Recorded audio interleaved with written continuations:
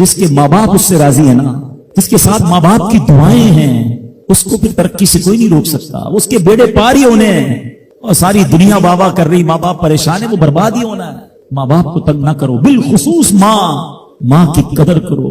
ماں کا کوئی نیبل بدل نہیں ہے، اور یہ دعا دے دے تو بندہ کدھر پہنچ جاتا ہے. اچھا پھر آج کل ایک اور ٹرینڈ چلا ہے، کسی بھی طرح کا زندگی میں مقام بڑھ گیا نا، مشہور ہو گیا، اب وہ ماں باپ پر بھی روب جما رہا ہوتا ہے. پتہ نہیں میں کتنا بڑا آدمی ہو گیا ہوں، میں آپ کی خدمت کہاں سے کروں گا بھائی، ٹائم ہی کہاں ہے میرے پاس. ان کو کبھی یہ روب مت جمانا. ارے آج اگر کچھ بن بھی گئے ہو نا، یہ انہی کی دعائیں تھیں، اور ان کو کہہ رہے ہو بڑا آدمی ہو گیا. حضرت موسیٰ کلیم اللہ علی نبینا علیہ الصلوۃ والسلام، کتنا بڑا مرتبہ ہے. اور آپ نے ایک بار اللہ کریم کی بارگاہ میں عرض کیا، مولا مجھے جنت میں اپنا پڑوسی دیکھنا ہے. ارشاد کیا ہوا کہ اے موسیٰ، جنت میں تیرا جو پڑوسی ہے وہ ایک فلاں علاقے کا قصائی ہے. آپ حیران ہو گئے، آپ نے کہا مولا مجھے ملنا ہے. ایڈریس بتایا گیا، آپ چلے گئے وہاں پر. ایک نوجوان نے دروازہ کھولا، آپ اندر گئے. گھر میں گئے تو دو بوڑھے ماں باپ، بوڑھی شخصیات تھی. انہوں نے حضرت موسیٰ کو دیکھا، آپ کی رسالت کی گواہی دی، اور دونوں دنیا سے چلے گئے. وہ نوجوان کسی کام سے گیا، واپس آیا، اپنے دونوں والدین کو دیکھا کہ دونوں کا انتقال ہو گیا ہے. تو کہا ہو نہ ہو آپ حضرت موسیٰ علیہ الصلوۃ والسلام. حضرت موسیٰ نے کہا میں نے تو نہیں بتایا کہ میں کون ہوں، تمہیں کیسے پتا چلا؟ کہ میرے ماں باپ روزانہ دعا کرتے تھے کہ یا اللہ اس وقت تک موت نہ دینا جب تک حضرت موسیٰ کا دیدار نہ کر لیں. آپ ہمارے گھر آئے ہیں، آپ کو انہوں نے دیکھا ہے، یہ چلے گئے دنیا سے، آپ ہی حضرت موسیٰ. حضرت موسیٰ نے فرمایا بتاؤ کچھ اور بھی دعا کرتے تھے؟ کہا میں اپنے بوڑھے ماں باپ کیونکہ چبا نہیں سکتے تھے، روز ان کو دیوالے چبا چبا کر کھلاتا تھا، اور جب بھی کھانا کھلاتا تھا نا، میری ماں دعا کرتی تھی یا اللہ میرے بیٹے کو جنت میں موسیٰ کا پڑوسی بنا دینا. حضرت موسیٰ کہتے بیٹا تیری ماں کی دعا قبول ہو گئی ہے، تو ہی جنت میں میرا پڑوسی ہے. یہ ہے ماں کی دعا، اور یہ وہ دعا ہے جو بن مانگے مل رہی ہے، جو ماں کے دل سے نکل رہی ہے. آؤ میں بتاؤں کچھ بڑے آدمی، واقعی جس کو کہتے ہیں بڑا آدمی کون ہوتا ہے. امام اعظم ابو حنیفہ رضی اللہ تعالیٰ سے بڑا تو کوئی نہیں نا، کتنے بڑے وقت کے امام ہیں. مگر آپ کی والدہ ایک مسجد کے امام صاحب سے انسپائر تھی، مقرر تھے، وہ اچھے بیان کرتے تھے. آپ کو وہ کہتی کہ جاؤ وہ امام صاحب سے مسئلہ پوچھ کے آؤ. خود مفتی اعظم ہیں، امام ہے کروڑوں حنفیوں کے. ماں کو یہ نہیں کہا کہ ماں پتہ نہیں میں کتنا بڑا مفتی ہوں، تم مجھے مسجد کے امام کے پاس بھیج رہی ہو. آج تو یہ ڈائریکٹ جواب دے دیتے ہیں نا، مجھے پتہ نہیں میں کون ہوں، مجھ سے بحث کر رہی ہو، اتنی کتابیں پڑھی ماں، تم نے تو پڑھا ہی کچھ نہیں. ابو جان آپ کو دنیا کا کیا پتا، مجھے پتا ہے. سنو امام اعظم، یہ ایسے نہیں بنتے بڑے لوگ. ماں کو کہتے ٹھیک ہے ماں، مسجد کے امام کے پاس جاتے، اس مقرر کے پاس جاتے. وہ کہتا حضور آپ مجھ سے مسئلہ پوچھنے آئے، آپ دنیا کو مسئلے بتاتے ہیں. کیا کروں، ماں نے بھیجا ہے. کیا حضور جو آپ بتا رہے ہیں مجھے آپ ہی مسئلے کا جواب بتا دیں، وہی میری طرف سے ماں کو بھی بتا دیں. ایک بار ماں نے کہا کہ میں خود جا کر پوچھوں گی، پھر بھی امام اعظم نے منع نہیں کیا. اچھا کئی میل کا سفر تھا. امام ابو یوسف کہتے ہیں ہم نے خود دیکھا کوفہ کی گلیوں میں کہ امام اعظم اس خچر یا اس سواری کے لگام تھامے ہوئے ہیں، ماں اس پر سوار ہے اور وہ بازار میں اسے لے کے جا رہے ہیں. ماں کو یہ نہیں کہا کہ ماں تم مجھے تکلیف دے رہی ہو، وہ میرا شاگردوں کا بھی شاگرد ہے، اس کو کیا پتا جو مجھے پتا ہے. اللہ اکبر. ماں جاتی ہیں، مسئلہ پوچھتی ہیں، واپس آتی ہیں. امام اعظم ماں کو کچھ نہیں کہتے. یہ ہوتا ہے ماں کی فرما برداری. آج دیکھو دنیا ان کے گن گا رہی ہے. سیدنا بایزید بستامی رضی اللہ تعالیٰ عنہ کتنا بڑا نام ہے، اولیاء کے سردار ہیں. دیکھو ماں کی خدمت کیسی کرتے تھے. آپ کی والدہ نے سردیوں کی رات تھی، سخت سردی کی رات، آپ سے پانی مانگا. حضرت بایزید بستامی ماں کے پاس پیالہ لے کر گئے تو ماں سو گئی تھی. ماں کے سرہانے پیالہ لے کر کھڑے رہے، رات بھر کھڑے رہے سخت سردی میں. پانی تھوڑا سا آپ کی انگلیوں پر گرا تو وہ پانی برف بن چکا تھا. ماں کی آنکھ کھلی، دیکھا بایزید بستامی بستر کے کنارے کھڑے ہیں. تو بیٹا کیوں کھڑے ہو؟ کہ ماں آپ نے رات پانی مانگا تھا نا، اس لیے کھڑا رہا کہ نہ جانے کب آنکھ کھل جائے. اب جب پانی دینے کے لیے پیالہ الگ کیا نا تو وہ برف چمڑی سے چپک چکی تھی، تو جب وہ برف الگ ہوئی نا آج سے خون نکلنے لگا. حضرت بایزید بستامی رحمت اللہ تعالی کی ماں نے جب یہ دیکھا نا کہ بیٹا ساری رات کھڑا رہا اور اب اس کا ہاتھ بھی لہو لہان ہو گیا، حضرت بایزید بستامی کی ماں نے پتا اس رات کیا دعا دی؟ کہتی یا اللہ میں اس سے راضی ہوں، تو بھی اس سے راضی ہو جا. دیکھو کیا مقام ملا، اولیاء کرام کے سردار بن گئے. یہ وہ دعائیں ہیں جو دل سے نکلتی ہیں. ماں باپ کی خدمت ایسی کرو، اب تو ہو نا کہ دل سے دعا نکلے. جب وہ دعا نکلے گی نا پھر وہ کام بننے آپ سوچ نہیں سکتے. کیا خوبصورت دین ہے ہمارا. ہم نے اپنے بچے کو دین کی طرف نہیں لگایا. اگر ہم بچے کو دین کی طرف لگا دیتے، دین اس کو ہماری خدمت کی طرف لگا دیتا. ہم بچے کو قرآن و حدیث سکھاتے، قرآن و حدیث اس کو ہماری خدمت سکھا دیتے. ہم آج یہ تکلیف اٹھا رہے ہیں، اس کی ایک وجہ یہ بھی ہے کہ بچہ ہم نے دین سے دور کر دیا. اگر آپ چاہتے ہیں کہ آپ کے بڑھاپے کا سہارا آپ کے بچے بنے، آپ کے مرنے کے بعد بھی آپ کے لیے صدقہ جاریہ بنے، तो आपने अपने बच्चों को दीन की तरफ लाना है। कुछ औलादे वो हैं जिनकी माँ बाप ने तरबियत ऐसी की, हम नहीं चाहते, वो खुद राब्ता कर रहे होते हैं कि माँ का इंतकाल हो गया यार, कुछ कुआं खुदवाना है, कोई मस्जिद बनानी है, कोई मदरसे में मेरी माँ के लिए मुझे कुछ करना है। क्यों?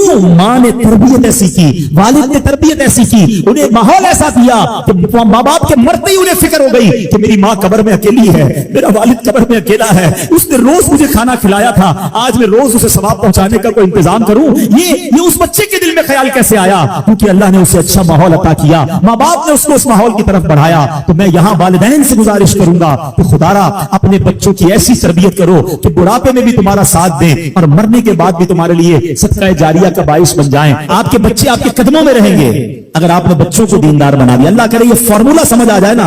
हम समझते बच्चा मेरी बात माने, मेरी क्यों नहीं मानता?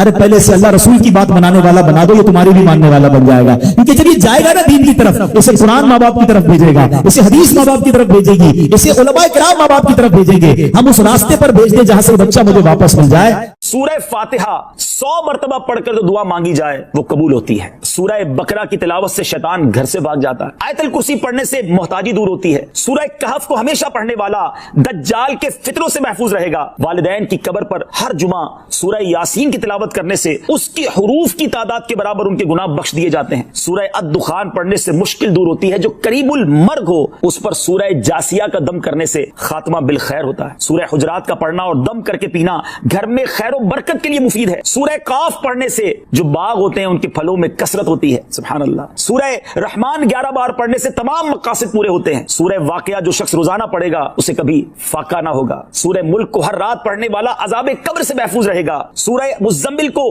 11 बार पढ़ने से हर मुश्किल आसान हो जाती है। सूरह मुद्दस्सिर को पढ़कर हिफ्ज़ कुरान की दुआ मांगने से कुरान करीम का याद करना आसान हो जाता है। जो बच्चे हिफ्ज़ कर रहे हैं उनके लिए जबरदस्त वजीफा है। सूरह अन-नाज़िआत पढ़ने से जां कनी की तकलीफ नहीं होगी। सूरह दुहा पढ़ने से भागा हुआ आदमी वापस आ जाएगा। सूरह अलम नशरह को जिस माल पर पढ़ दिया जाए उसमें खूब बरकत होती है। सूरह तीन व ज़ैतून जो है 3 मरतबा पढ़ने से अखलाक और किरदार बेहतर होते हैं। सूरह अलक में जोड़ों के दर्द का इलाज है। सूरह कद्र जो सुबह शाम पढ़े अल्लाह अज़्ज़ व जल उसकी इज्जत बढ़ा देगा। सूरह बय्यिना बर्स और यरकान का इलाज है। जिस आदमी या जानवर को नजर लगी हो उस पर सूरह आदियात का दम मुफीद है। सूरह कारिया पढ़ने से बलाओं से हिफाजत रहती है। सूरह तकासुर को 300 बार पढ़ने से जल्द कर्ज अदा हो जाता है। कई लोग कहते हैं जनाब कर्ज बहुत है, चले कुरान का वजीफा ले लें, अलहाकुमुत तकासुर। ये जो सूरत है 300 बार पढ़ने से बहुत जल्द कर्ज उतर जाता है। सूरह असर पढ़ने से गम दूर हो जाता है। सूरह हुमज़ा और सूरह फील दुश्मन के शर से हिफाजत के लिए और सूरह कुरैश जान की हिफाजत के लिए बड़ी मुजर्रब है, बड़ा कमाल का वजीफा है। सूरह माऊन बड़ी मुश्किल के वक्त में पढ़ना बहुत मुफीद है। सूरह कौसर की तिलावत से बे औलाद साहिब औलाद हो जाता है। कई बे औलाद भी वज़ाइफ मांग रहे होते हैं। सूरह काफिरून 1/4 कुरान के बराबर है। सूरह ज़िलज़ाल निस्फ कुरान के बराबर है। सूरह इखलास 1/3 कुरान के बराबर है। और सूरह फलक और सूरह नास से जिन और शैतान और हासिदों के शर से हिफाजत रहती है। फिर क्यों ना हम कुरान से दोस्ती कर लें, क्यों ना कुरान को अपना विर्द बना लें। अल्लाह चाहता है कि बंदा इस रैंक तक पहुंच जाए। अल्लाह उस पर आजमाइश भेजता है ताकि मेरा बंदा सब्र कर ले तो इसको वो मर्तबा अता हो जाए। हाय हाय, यानी आजमाइश मुझ पर मेरे रैंक बुलंद करने, मेरे दर्जे बुलंद करने आई, और हाय मेरी बेसब्री के मैंने वो सब सवाब जाया कर दी। ना करें मेरे प्यारे इस्लामी भाई, मुश्किलें आती हैं। अच्छा फिर पता है प्रॉब्लम क्या है? हमारा एक और बड़ा इशू है, हम किसी को मुस्कुराता देखते हैं, किसी को अच्छे कपड़े देख लेते हैं, किसी की बड़ी गाड़ियां देख लेते हैं, किसी का बड़ा घर देख लेते हैं, हमें लगता है यार ये कितना मजे में, यार मैं ही अकेला परेशान हूं। ये आपकी भूल है। एक बात याद रखिएगा, जिंदगी की गाड़ी मसाइल के पहियों पर ही चलती है। अमीर के मसले और हैं, गरीब के मसले और हैं। शोहरत जिसको मिली है ना उसके प्रॉब्लम्स और हैं, जो गैर मारूफ है उसकी प्रॉब्लम और है। जमाने में हर किसी को कुछ ना कुछ इशू जरूर है। ये ना समझे कि यार ये इतना मुस्कुरा रहा है, क्या पता इस मुस्कुराहट के पीछे कितने दुख छुपाए बैठा है। आप यकीन करें, बिलीव करें, ऐसा नहीं है कि सब लोग 100% खुशहाल हैं। प्रॉब्लम सबके साथ होते हैं। मैं क्या क्या बताऊं आपको, हमारे पास तो लोग दुआएं करवाने आते हैं ना, ऐसी प्रॉब्लम बताते हैं कि पैरों से जमीन निकल जाती है। बाज़ औक़ात हम इतने बड़े घर में जाते हैं, उसकी गाड़ियां करोड़ों रुपए की खड़ी हैं, उनसे मुलाकात हुई, वो कहते हैं हज़रत आपसे अलग से दुआ करवानी है। जब वो बेचारा अपना मसला बताता है ना, हमें लगता है यार हमारा तो गम ही कुछ नहीं है। कितनी बड़ी आजमाइश से गुजर रहा है, कितनी बड़ी प्रॉब्लम से गुजर रहा है। मैं आज की आपको मिसाल देता हूं। एक हमारे बहुत अच्छे भाई थे, आज से कुछ अरसा पहले उन्होंने हमें एक माशाल्लाह प्रॉपर्टी दावत इस्लामी के लिए बच्चियों के मदरसे के लिए दी, और उसके चंद दिनों बाद उनका विसाल हो गया। उनको बेचारों को कैंसर था। मैं उनके घर पे दुआ करने गया, उनके बेटे ने मुझसे जब गले लगाना तो बेटा रोने लगा। अच्छा मैं समझा कि बेचारा अपने वालिद को याद करके रो रहा है, 16 दिन पहले इंतकाल हुआ। अंदर गए, दुआ की, उसके बाद मेरे कान में कहता है कि अब्दुल अली भाई इस वक्त मेरी ज़ौजा हॉस्पिटल में है। मैंने कहा क्या हो गया? कहा मेरी वाइफ को ब्लड कैंसर हो गया है। वालिद का कैंसर में इंतकाल हुआ है। اللہ نے بڑا نوازا ہے ان کو, جیولرز ہیں, لیکن میں یقین کریں, میں آپ کو سچ بتا رہا ہوں, میں گاڑی میں بیٹھ کے میں بھی رونے لگا, کیونکہ وہ بندہ جب مجھے چھوڑنے آیا نا پھر میرے گلے لگ کے رو رہا تھا. میں سوچنے لگا یار کتنا دکھ ہے لوگوں کو, اللہ نے کتنی بڑی ہم پر مہربانیاں کی ہیں.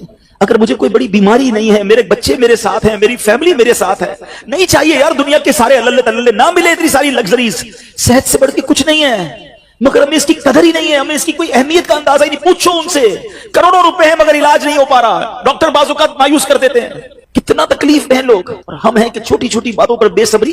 صبر تو کریں, اللہ کی رضا پر راضی تو رہیں. میں نے آپ کو خاندان نبوت کا واقعہ سنایا, ارے کھانے کو کچھ نہیں ہے. کاش یہ بات ہمیں سمجھ آ جائے اور ہم ہر حال میں اللہ کا شکر ادا کرنے والے بن جائیں. اور ایک اور میں آپ کو بات بتاؤں, ہم جو دنیا والوں کو بتاتے ہیں نا, ہوتا کچھ نہیں ہے اس سے. مت بتایا کرو دنیا والوں کو, صحیح بتاتا ہوں, مت بتایا کرو, اپنے غم مت بتایا کرو, ثواب بھی چلا جاتا ہے. اور بعض اوقات یہ دنیا والے نا ہمارا مذاق بھی اڑاتے ہیں. ہم جب کسی کو اپنا پرابلم بتاتے ہیں نا, ہمارے سامنے تو بڑے اچھے بنتے ہیں کہ اچھا اچھا ٹھیک ہے میں کرتا ہوں کچھ, بعد میں جا کے دنیا میں باتیں کرتے ہیں, آیا تھا میرے پاس, اس کا یہ مسئلہ ہے, ہاں باتیں بڑی کرتا ہے, بڑی پرابلم میں ہے. کیوں بتاؤں میں دنیا والوں کو. نعت کا شعر ہے نا, کسی کا احسان کیوں اٹھائیں, کسی کو حالات کیوں بتائیں, کیوں بتاؤں میں دنیا والوں کو مجھے کیا غم ہے نا. میرے آقا سلامت رہے ہیں, اللہ کے حبیب علیہ الصلوۃ والسلام ہیں, اور رب عز و جل کی بارگاہ ہے, میں ادھر عرض کروں نا. کسی کا احسان کیوں اٹھائیں, کسی کو حالات کیوں بتائیں, آقا تم ہی سے مانگیں گے تم ہی دو گے, تمہارے در سے ہی لو لگی ہے. ہاں اللہ رسول کی بارگاہ میں عرض کیا, ادھر آنسو بہاؤ, نہ بتاؤ دنیا والوں کو. ایک اور کمال کا شعر ہے کہ دنیا والے تو درد دیتے, دنیا والے تو درد دیتے ہیں, زخمی دل کی دوا مدینہ ہے. تو جب دنیا والوں نے کوئی ہمارا بھلا کرنا بھی نہیں نا ان کے ہاتھ میں ہے, شفا دینے والی ذات میرے رب کی, برکت دینے والی ذات میرے رب کی, تو اللہ سے ہی باتیں کرو نا. تو آج سے یہ ذہن بنا لے میرے پیارے اسلامی بھائی, مشکل آنی ہے تو صبر کے ساتھ وہ وقت گزارنا ہے, اللہ کی رضا پر راضی رہنا ہے. وہ بڑا کریم ہے, وہ اپنے غیب کے خزانوں سے آپ کو عطا فرمایا. توجہ بیان کی طرف رکھیے گا. اور اب آتے ہیں اس پورے واقعے سے ایک اور خوبصورت بات جو ہمیں سیکھنے کو ملی, اور وہ بات کیا ہے کہ نبی پاک کے خاندان کی سخاوت کیسی تھی. مولا علی شیر خدا کے پاس صرف 6 درم تھے, آپ نے وہ سب کے سب دے دیے. مگر آج حال یہ ہے کہ لوگ اپنی زکات ادا نہیں کرتے. آج زکات لوگوں کو بھاری پڑنے لگ گئی ہے. جب کیلکولیٹ کرتے ہیں کہ جناب کروڑوں روپے زکات, تو اس کے بعد ان کو بھاری لگتی ہے.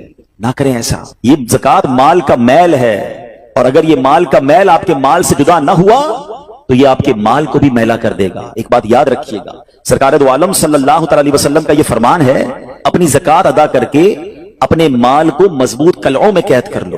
اگر میں اور آپ چاہتے ہیں نا کہ میری آپ کی پراپرٹی سیکیور رہے, ہمارے مال و اسباب سیکیور رہے, تو حدیث پاک میں تو فارمولہ موجود ہے کہ اپنے مال کو زکات دے کر مضبوط قلعوں میں قید کر لو. لیکن یہاں زکات دینے کے لیے تیار نہیں لوگ, لمسم نکال دیتے ہیں, کیلکولیٹ نہیں کرتے. یاد رکھیے یہ مال ہی عذاب بن جائے گا اگر آپ زکات پوری ادا نہیں کرتے. اگر ہمارے پاکستان میں سارے سرمایہ دار کچھ نہ کریں, اپنی زکات پوری ادا کر دیں, سارے زمیندار اپنی زکات پوری ادا کر دیں, آپ اپنی آنکھوں سے دیکھیں گے کہ غربت کتنی جلدی ختم ہوتی چلی جا رہی ہے. میں نے ایک بار کیلکولیشن کی, ذرا سنیے گا. پاکستان زرعی ملک ہے, ٹھیک ہے, اور اس کی زراعت کی جو کیلکولیشن ہے وہ انٹرنیٹ پر موجود ہے. You can search your self. آپ چیک کر لیں کہ 2023 میں پاکستان کی ٹاپ 20 کراپس کون سی ہوئی ہیں. آپ انٹرنیٹ پہ خود ڈھونڈ لیں, آپ کے سامنے اس کراپ کی کیلکولیشن بھی آ جائے گی کہ اتنے ملین ٹن, اتنے جناب کروڑ کے جی جو ہے وہ گندم ہوا, تو کاٹن ہوا, تو فروٹس ہوئے, تو شوگر ہوئی. پاکستان کو اللہ نے بڑا نوازا. شریعت کا حکم کیا ہے, جس اللہ رسول کی ہم بات کر رہے ہیں, جس اسلام کو ہم نے قبول کیا ہے, شریعت کا حکم یہ ہے کہ اگر آپ کی فصل اگتی ہے تو اس فصل میں اگر بارش کا پانی ہے اور آپ اپنا پانی پرچیز نہیں کر رہے, اور صرف بارش سے آپ کی فصل اگ رہی ہے, تو جتنی فصل ہوگی 10% عشر کیا کہتے ہیں 10ویں حصے کو, وہ آپ نے نکال دینا ہے اللہ کی راہ میں. وہ غریبوں کا حق ہے, وہ زکات ہے زمین کی. اور اگر آپ پانی ٹیوب ویل وغیرہ سے لیتے ہیں, پیسوں سے خریدتے ہیں, تو 5%. آپ بلیو کریں, میں بیٹھا کیلکولیٹر لے کر کہ پاکستان کی ٹاپ 10 کراپس کتنی ہوتی ہیں, اس کی مالیت کتنی ہے, اس کی ویلیو کتنی ہے, وہ میں نے بنائی, اور اس کا 5% لگایا جو دینا ہی دینا ہے. آپ یقین کریں وہ بھی خربوں روپے میں بن گیا. یہ خربوں روپے کہاں ہیں اگر ہم زکات دیتے تو, کتنے غریبوں کا بھلا ہو جاتا, کتنے گھر خوشحال ہو جاتے. اچھا یہ تو صرف زمین کی زکات ہے, پراپرٹیز کی زکات, اور وہ خربوں روپے کے لوگ مالک ہیں. مگر جب کیلکولیٹر چلاتے ہیں نا, اوئے ہوئے ہوئے زکات جناب 10 کروڑ روپے بن جائے گی, تو پھر بھاری لگتی ہے.